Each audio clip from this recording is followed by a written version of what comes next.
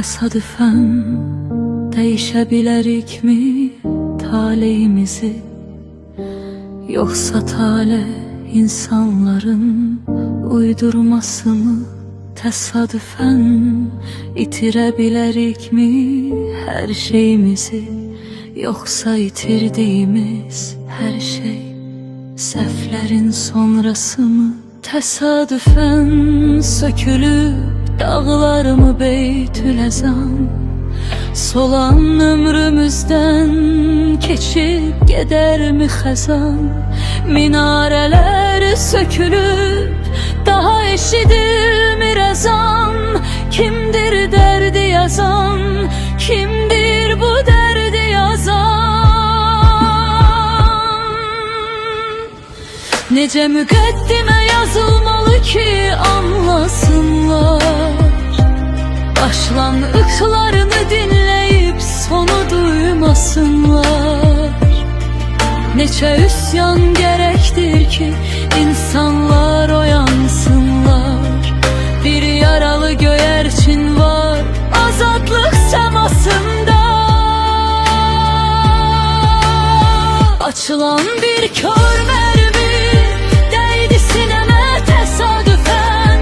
Bir şüphe qonaq geldi, doldu içime tesadüfen. Tecavüze uğrayan kadın ölübse her tesadüfen. Herkese seçimler verilip seçmişik bu beşeri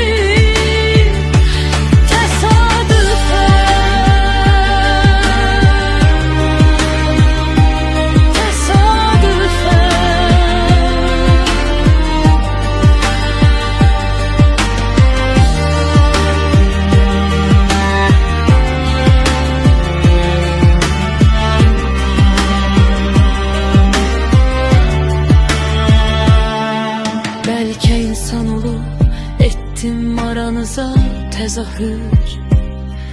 Yeni şehirler saldıkça dünyaya ihtişam.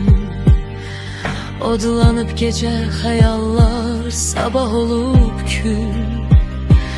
Yollar karanlık ve yoktu bir nişan. Geldim aranıza temterahla tozlanmış kitaplar.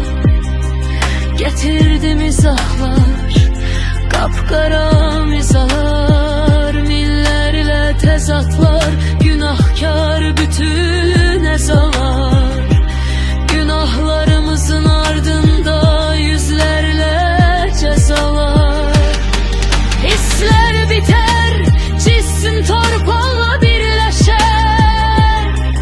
Geceleri çok severik, konak geler şer. Bu misraların yaratılışında doludur eyham, bir vida beşer.